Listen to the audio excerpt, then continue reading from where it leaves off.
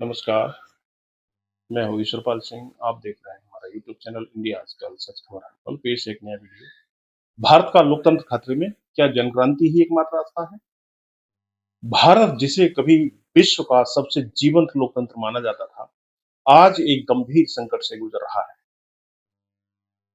कांग्रेस नेता और लोकसभा में विपक्ष के नेता राहुल गांधी ने हाल ही में एक विस्फोटक बयान दिया, जिसमें उन्होंने दावा किया कि भारत का चुनावी तंत्र मर चुका है और 2024 के लोकसभा चुनाव में व्यापक धांधली हुई थी। उनके पास ऐसा एक परमाणु बम है जो यदि फटा तो चुनाव आयोग की साख को पूरी तरह से मिट्टी में मिला देगा। बेंगलुरु और बंगाल में फर्जी मतदाताओं के पंजीकरण से लेकर चंडीगढ़ मेयर चुनाव में सीसीटीवी पर पकड़ी गई धांधली तक, राहुल गांधी ने एक ऐसी तस्वीर पेश की है जिसमें भारत की गणतांत्रिक व्यवस्था को व्यवस्थित रूप से कमजोर किया जा रहा है। और यह वीडियो चुनाव आयोग पर लगे भ्रष्टाचार के आरोपों, फर्जी मतदान की घटनाओं और संस्थानों की कथित पक्षपातपूर्ण भूमिका का गहराई से विश्लेषण करता है। साथ ही यह सवाल भी उठाता है कि क्या भारत को बचाने के लिए अब केवल एक व्यापक जन क्रांति ही रास्ता बचा है, और क्या राहुल गांधी का यह परमाणु बम न केवल चुनाव आयोग को बल्कि प्रधानमंत्री नरेंद्र मोदी को भी ले डूबेगा। आइए सिलसिलेवार तरीके से करते हैं इस विषय पर पड़ताल। चुनाव आयोग लोकतंत्र का रक्षक है या सत्तारूढ़ दल का सहयोगी? राहुल गांधी ने बार बार दावा किया है कि भारत का चुनाव आयोग अब स्वतंत्र रूप से काम नहीं कर रहा है। उन्होंने 2024 के लोकसभा चुनाव में धांधली का आरोप लगाते हुए कहा था कि भारतीय जनता पार्टी बीजेपी को मामूली बहुमत देने के लिए मतदाता सूचियों में बहुत बड़ा हेरफेर किया जा रहा है। उनके अनुसार यदि 15 से 20 सीटों पर धांधली नहीं हुई होती तो नरेंद्र मोदी आज प्रधानमंत्री नहीं होते। चंडीगढ़ मेयर चुनाव, सीसीटीवी फुटेज और पकड़ी गई थी धांधली। यह एक वानगी भर थी। चंडीगढ़ के मेयर चुनाव में हुई धांधली ने पूरे देश का ध्यान अपनी ओर खींचा था। जनवरी 2024 में हुए इस चुनाव में रिटर्निंग ऑफिसर अनिल मसीह को सीसीटीवी फुटेज पर मतपत्रों के साथ छेड़छाड़ करते हुए सरेआम पकड़ा गया था, जिसको सुप्रीम कोर्ट ने हस्तक्षेप करते हुए आम आदमी पार्टी और कांग्रेस गठबंधन के उम्मीदवार कुलदीप कुमार को विजेता घोषित किया था और मसीह के खिलाफ आपराधिक मामला भी दर्ज किया गया था। राहुल गांधी ने इस घटना को लोकतंत्र की हत्या करार देते हुए कहा था कि यह बीजेपी की साजिश थी, जिसमें मसीह केवल एक मोहरा भर था, और यह घटना इस बात का प्रमाण थी कि कैसे चुनावी प्रक्रिया को कमजोर किया जा रहा है और संस्थागत तरीके से स्ट्रेटेजिकली किया जा रहा है। बेंगलुरु और बंगाल में फर्जी मतदाताओं का खुलासा। कांग्रेस पार्टी द्वारा बेंगलुरु विधानसभा सीट पर किए गए एक आंतरिक सर्वेक्षण में यह दावा किया गया है कि लगभग 23% या उससे अधिक मतदाता फर्जी थे। इसी तरह बंगाल में फर्जी मतदाताओं की पंजीकरण की शिकायतें सामने आई हैं, जिसके बाद मुख्य निर्वाचन अधिकारी ने 2 निर्वाचन पंजीकरण अधिकारियों यानी ईआरओ के खिलाफ जांच के आदेश दिए हैं। इन अधिकारियों पर अनिवार्य सत्यापन प्रक्रिया को दरकिनार करते हुए काम करने का आरोप लगाया गया।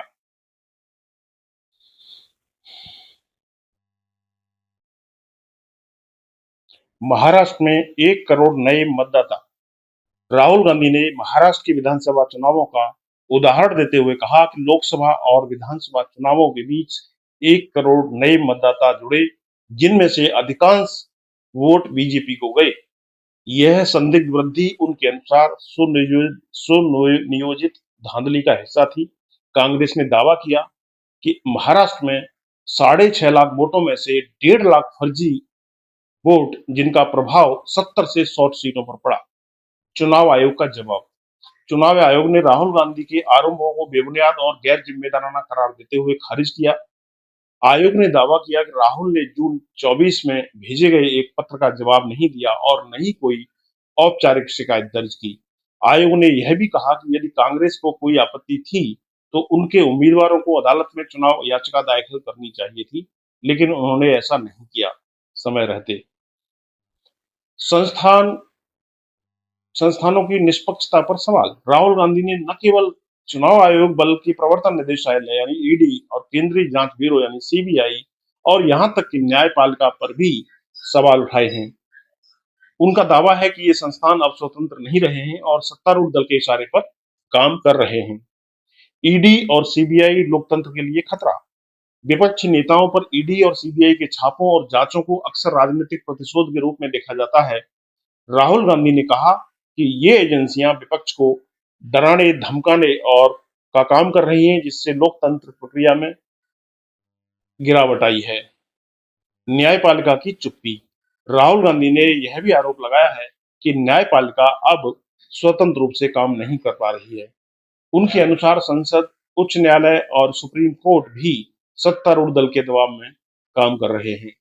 चंडीगढ़ मेयर चुनाव में सुप्रीम कोर्ट का हस्तक्षेप एक अपवाद था, लेकिन राहुल गांधी का कहना है कि समान तौर पर न्यायपालिका मौन है। मीडिया की भूमिका।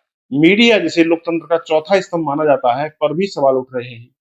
राहुल गांधी और अन्य विपक्षी नेताओं का आरोप है कि मुख्य धारा का मीडिया सत्तारूढ़ दल के पक्ष में खड़ा है और विपक्ष की आवाज को दबा रहा है। 2014 से ही उनको था संदेह। उन्होंने जताया दीर्घकालिक साजिश का अंदेशा। राहुल गांधी ने कहा कि उन्हें 2014 से ही चुनाव प्रक्रिया में गड़बड़ी का संदेह था। गुजरात, राजस्थान और मध्य प्रदेश जैसे राज्यों में कांग्रेस को एक भी सीट नहीं मिलना उनके लिए आश्चर्यजनक था। उन्होंने कहा कि जब भी हम बोलते थे, लोग कहते थे कि सबूत कहाँ है, लेकिन अब हमारे पास सबूत है। बिहार में एसआईआर वोट चोरी। बिहार में चल रहे विशेष मतदाता पंजीकरण यानी एसआईआर अभियान पर भी राहुल गांधी ने सवाल उठाए हैं। कांग्रेस ने दावा किया है कि एसआईआर के नाम पर supreme court SC, ST, OBC और अल्पसंख्यक समुदाय के वोटरों को हटाया जा रहा है। कांग्रेस ने कहा कि लोगों को एसआईआर के नाम पर रिसीविंग नहीं दी जा रही है, जिससे उनका नाम वोटर लिस्ट से कट सकता है। पिछली घटनाएं, धांधली का इतिहास। चंडीगढ़ मेयर चुनाव कोई अकेली घटना नहीं है। दिल्ली नगर निगम यानी एमसीडी चुनाव में भी आम आदमी पार्टी को सुप्रीम कोर्ट के हस्तक्षेप के बाद ही जीत मिली थी। इसी तरह 2019 के लोकसभा चुनाव में तत्कालीन चुनाव आयुक्त अशोक लवासा ने नरेंद्र मोदी और अमित शाह को मॉडल कोड ऑफ कंडक्ट के उल्लंघन से बरी करने के फैसले का विरोध किया था, जिसके बाद उन्होंने इस्तीफा दे दिया था। ये घटनाएं दर्शाती हैं कि चुनाव आयोग की निष्पक्षता पर सवाल उठाना कोई नई बात नहीं है। राहुल गांधी का परमाणु बम। 5 अगस्त को क्या होगा? राहुल गांधी ने दावा किया है कि उनके पास एक ऐसा परमाणु बम है जो 5 अगस्त को फटेगा और चुनाव आयोग को उड़ा देगा। लेकिन यह बम आखिर है क्या? क्या यह केवल चुनाव आयोग तक सीमित रहेगा या इससे नरेंद्र मोदी की सत्ता भी प्रभावित होगी? कांग्रेस सूत्रों का कहना है कि राहुल के पास 2024 के लोकसभा चुनाव में धांधली के ठोस सबूत हैं, जिनमें फर्जी मतदाताओं की सूची, मतपत्रों में हेरफेर और सीसीटीवी फुटेज शामिल हैं। यदि ये सबूत सार्वजनिक किए गए तो यह न केवल चुनाव आयोग की विश्वसनीयता को नष्ट कर सकता है, बल्कि बीजेपी की सरकार पर भी सवाल उठा सकता है। क्या मोदी भी उड़ जाएंगे? यह इस बात पर निर्भर करता है कि राहुल गांधी के सबूत कितने ठोस हैं और जनता उनकी बात पर कितना गंभीरता से विचार करती है। यदि ये सबूत सुप्रीम कोर्ट में स्वीकार किए जाते हैं तो यह सरकार के लिए एक बड़ा झटका हो सकता है। हालांकि अभी तक यह स्पष्ट नहीं है कि ये सबूत कितने प्रभावी होंगे। आरएसएस और मोदी। क्या राहुल के पीछे आरएसएस खड़ा है? यह एक चौंकाने वाला दावा है कि राष्ट्रीय स्वयंसेवक संघ यानी आरएसएस किसी भी हालत में नरेंद्र मोदी को पद से हटाने पर तुला हुआ है। कुछ राजनीतिक विश्लेषकों का मानना है कि आरएसएस और बीजेपी के बीच तनाव बढ़ रहा है और आरएसएस अब एक नए चेहरे को सामने लाना चाहता है। लेकिन क्या आरएसएस राहुल गांधी के पीछे खड़ा हो सकता है? यह विचार अविश्वसनीय लगता है क्योंकि आरएसएस और कांग्रेस की विचारधारा पूरी तरह से एक दूसरे के विपरीत है। हालांकि कुछ लोग मानते हैं कि आरएसएस मोदी को हटाने के लिए अप्रत्यक्ष रूप से विपक्ष को मजबूत करने की रणनीति अपना सकता है, लेकिन इस दावे का कोई ठोस सबूत नहीं है और यह केवल अटकलबाजी ही हो सकती है। 17 सितंबर मोदी का 75वां जन्मदिन और पीएम पद। 17 सितंबर 2025 को नरेंद्र मोदी 75 वर्ष के हो जाएंगे। बीजेपी और आरएसएस में यह नियम रहा है कि 75 वर्ष की आयु के बाद नेता सक्रिय राजनीति से संन्यास ले लेते हैं। लेकिन क्या मोदी इस नियम का पालन करेंगे? कुछ विश्लेषकों का मानना है कि मोदी अपनी लोकप्रियता और सत्ता पर पकड़ को देखते हुए इस नियम को तोड़ सकते हैं। वहीं विपक्ष और कुछ बीजेपी नेताओं का मानना है कि आरएसएस मोदी को हटाने के लिए दबाव डाल सकता है। यदि राहुल गांधी का परमाणु बम प्रभावी साबित हुआ तो यह मोदी के लिए और भी मुश्किल पैदा कर सकता है। क्या जनक्रांति ही है एकमात्र रास्ता? जी हाँ दोस्तों, क्या राहुल गांधी के बयानों ने एक बार फिर भारत के गणतंत्र की स्थिति पर गंभीर सवाल खड़े कर दिए हैं? जब संसद, न्यायपालिका और चुनाव आयोग जैसे संस्थान अपनी विश्वसनीयता खो रहे हों, तो जनता के पास आखिर विकल्प बचता ही क्या है? राहुल गांधी ने कहा है कि मेरी बहन ने कहा है कि मैं आग से खेल रहा हूं, लेकिन मैंने कहा कि हाँ, मैं आग से खेल रहा हूं और आगे भी खेलता रहूंगा। जनता की शक्ति। भारत का इतिहास साक्षी है कि जब व्यवस्था विफल होती है तो जनता सड़कों पर उतरती है। 1975 का आपातकाल हो या 2011 का अन्न आंदोलन, जन क्रांति ने हमेशा सत्ता को चुनौती दी है। लेकिन क्या भारत 2025 में एक और बड़े विद्रोह के लिए तैयार है? चुनौतियां और संभावनाएं। एक व्यापक जन क्रांति के लिए संगठन, एकता और स्पष्ट नेतृत्व की जरूरत होती है। राहुल गांधी ने अपनी बातों से एक जागरूकता तो पैदा की है, लेकिन क्या यह जनता को सड़कों पर लाने के लिए पर्याप्त है? सामाजिक और आर्थिक असमानताएं, बेरोजगारी और महंगाई जैसे मुद्दे जनता को एकजुट कर सकते हैं, लेकिन इसके लिए एक ठोस रणनीति की और नेतृत्व की आवश्यकता होगी।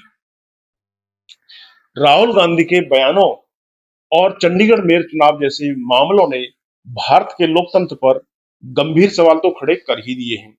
यदि उनके दावे सही भी हैं, तो यह स्पष्ट है कि भारत की गणतांत्रिक व्यवस्था आज गहरे संकट में है। चुनाव आयोग पर लगी भ्रष्टाचार और पक्षपात के आरोप, फर्जी मतदाताओं की खबरें और अन्य संस्थानों पर कथित निष्क्रियता ने जनता का विश्वास डगमगा दिया है।